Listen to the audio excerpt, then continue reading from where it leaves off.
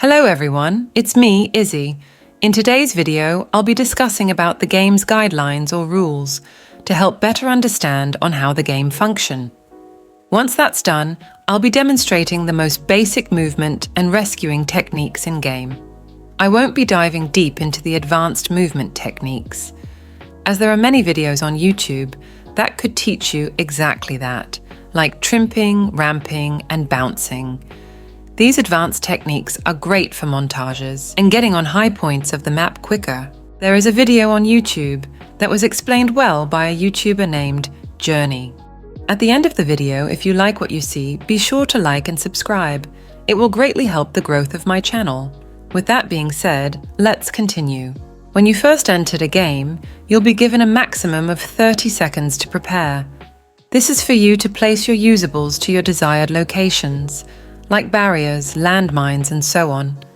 But it is optional. If you don't want to place them, that's fine. You can still rely on your movement or hide to survive.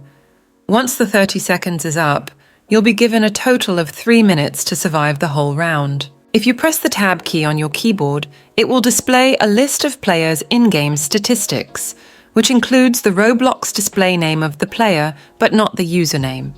The state of the player, whether if the player is alive, downed, or dead. The amount of revives the player has done. If a teammate is downed, reviving that player will register 1 count. Reviving 2 players will register 2 counts, and so on. Some players will have their carry disabled, which could ultimately affect your runs. You could always prioritize those that have their carries on instead. This is not selfish, but rather realistic. Downs indicates the amount of a player when they had gone down. This is when they got hit by the next bots. Moreover, a player has a total of 3 lives. Once they are down the second time and got hit the third time, they will die immediately. On the next section, levels indicate the amount of experience the player has. The higher the level, the more experience they have in-game. In this part of the video, I will be introducing a movement technique that is universal across all video games. It is called bunny hopping, also known as BHOP. It is a great movement strategy to travel from point A to point B in a shortest amount of time possible. To understand bunny hopping, we must first implement air strafing into the mix. Air strafing is a term used when you are moving and looking simultaneously to your desired direction, while gaining speed mid-air, whether if it's to your right or to your left, which also means synchronizing your mouse movement with your keyboard movement. Once you've understand this sequence, we will perform a move called weaving, which is a mixture of air strafing and B-hopping. Simply hold down your W key and press the spacebar to initiate a jump while accelerating forward. From there, choose a direction of your choice and hit your desired keys, A to the left and D to the right. Moving to the left requires you to hold your A and W keys and move your mouse to the left. It is the same for the right. From here, weave from left to right continuously. You will perform a simple B-hop. At all times when your avatar's feet touches the ground, hit the spacebar to initiate a small bounce while still holding down your W key and while still performing your weaving technique. Before we begin on the next guide, I would like to introduce several camera modes. The first camera mode is called the first person mode, which shows your arms only. The second camera mode is called the third person mode, which shows your full body from top to bottom. And finally, as I would like to call it, the top-down camera. This allows you to see your avatar from the top. Pressing O on your keyboard allows you to switch between first-person mode and third-person mode. But for top-down camera, simply push your mouse downwards and your camera will shift downwards. Among all of these camera modes, the third-person mode is better, as you can see your avatar clearly and your surroundings as well. Because of this, the third-person mode is great for planning your next escape. Moving on, I would like to introduce a movement technique that is crucial throughout Evade. It is called the circle.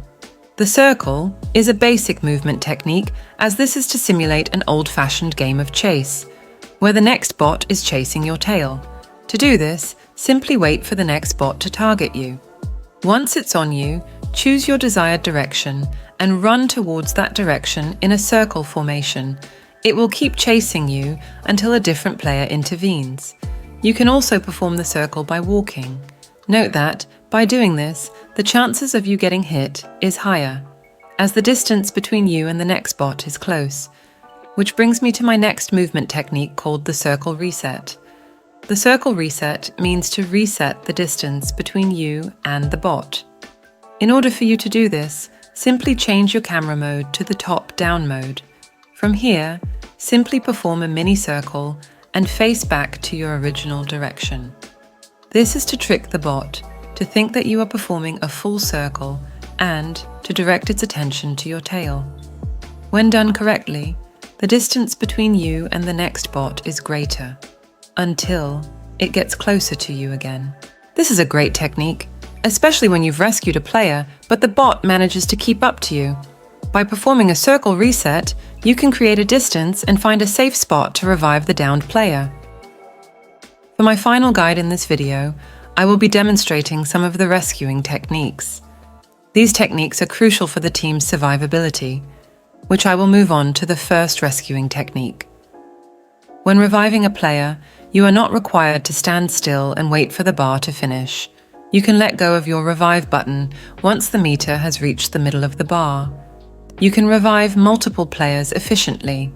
For my next technique is reviving a player on the spot when still getting chased.